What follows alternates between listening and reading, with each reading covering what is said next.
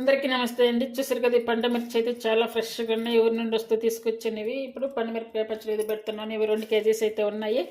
వీటిని కడిగి తేమ లేకుండా క్లాత్ పెట్టి తుడిచి మంచిగా ఆరబెట్టి ఇవన్నీ కూడా తయారు చేసుకోవాలి.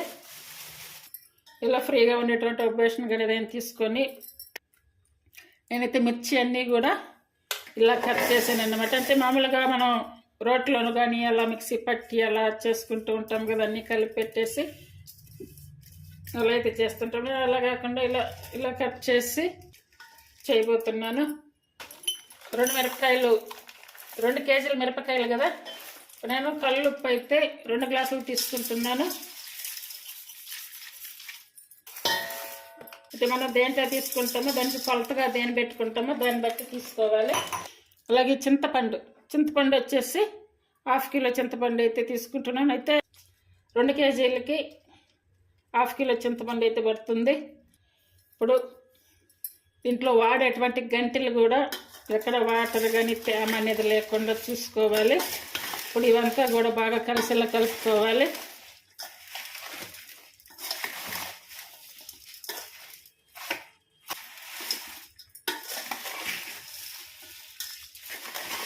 బాగా ఇలా కలిపి, అంటే ఒకవేళ ఒకేసారి ఇప్పుడే కలపలేకపోయినా కూడా మధ్యలో ఇలా కలుపుకుంటూ మూత పెట్టేసుకొని మనకి ఇది ఊరుతుంది కదా, ఒక 4-5 రోజులకి ఇలా ఊరినప్పుడు మళ్ళీ నేనైతే పచ్చడి మొత్తం కూడా కంప్లీట్గా తయారు చేసి చూపిస్తాను. చూడండి, ఇందులో ఉప్పు చింతపండు కలిపి ఒక 3 days అయితే పక్కన పెట్టేసాను. ఇప్పుడు చూడండి బాగా ఊరిపోయింది. ఇప్పుడు ఇదంతా కూడా మిక్సీ పట్టేసుకోవాలి. చూడండి, పండుమిరపకాయలంతా కూడా ఇలా మిక్సీ పట్టేసుకోవాలి. ఇది తాలింపు పెట్టేసుకోవచ్చు, లేదనుకుంటే ఇలానే ఉంచేసుకొని ఒక జారు పెట్టేసుకొని మనకి ఎప్పుడు కావాలంటే అప్పుడు కొంచెంగా తీసి తాలింపు పెట్టుకుంటే కనుక ఇంకా ఫ్రెష్గా ఉంటుంది. ఇది ఇలా ఉంచేసి ఇంట్లో సరిపోయే వరకు అయితే ఇప్పుడు తాలింపు పెట్టి చూపిస్తాను. పచ్చడి తాలింపు పెట్టుకోవడంగా ఆయిల్ అయితే వేసుకోవాలి. ఆయిల్ వచ్చేసి 4 టేబుల్ స్పూన్లు అయితే వేసాను. అంటే నేను తీసుకున్న పచ్చడిని బట్టి వేసాను అన్నమాట.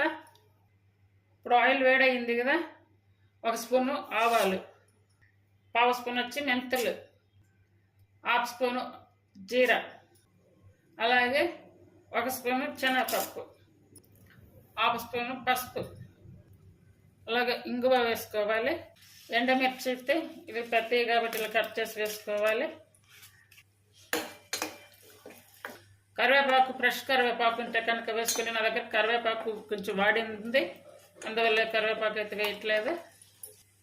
1/2 స్పూన్ వచ్చి ఆవపిండి. ఇవి మిరపకాయలు పేస్ట్ పెట్టుకుంటాం కదా, అప్పుడు కూడా వేసుకోవచ్చు. మెంతిపిండి వచ్చేసి 1/2 స్పూన్ వేసుకోవాలి. చూడండి, తాలింపు అయితే వేగింది. ఇప్పుడు చూడొచ్చారు కదా, వెల్లుల్లి ఇవి కచ్చా పచ్చగా చేసుకొని వేసుకోవాలి. వెల్లుల్లి డైరెక్ట్గా వేసేసేయండి. చూడండి, తాలింపు మారకుండా ఇలా రావాలి. శనగపప్పు ఇలా ఎరడాలుగా వచ్చాయి చూడండి. ఇప్పుడు స్టవ్ ఆపేసుకోవాలి. చూసారు కదా, తాలింపు అయితే ఇలా అయిపోయాక ఇప్పుడు ఈ పండుమిర్చి పేస్ట్ వేసుకోవాలి. చూడండి, ఇదంతా కూడా బాగా కలుపుకోవాలి. చూడండి, పండుమిర్చి పచ్చడి అయితే రెడీ అయిపోయింది. ఇది టిఫిన్స్, ఇడ్లీ, దోశల్లో కూడా బాగుంటుంది, అలాగే అన్నంలోకి అన్నిటిలో బాగుంటుంది. డైరెక్ట్గా ఊరబెట్టేసి ఇలా చేసేసుకుంటే కనుక బాగుంటుంది పచ్చడి. ఈ రెసిపీ మీకు నచ్చినట్టయితే ప్లీజ్ లైక్ చేసి, షేర్ చేసి, సబ్స్క్రైబ్ చేయండి. ఛానల్ సపోర్ట్ చేయండి. Thank you for watching.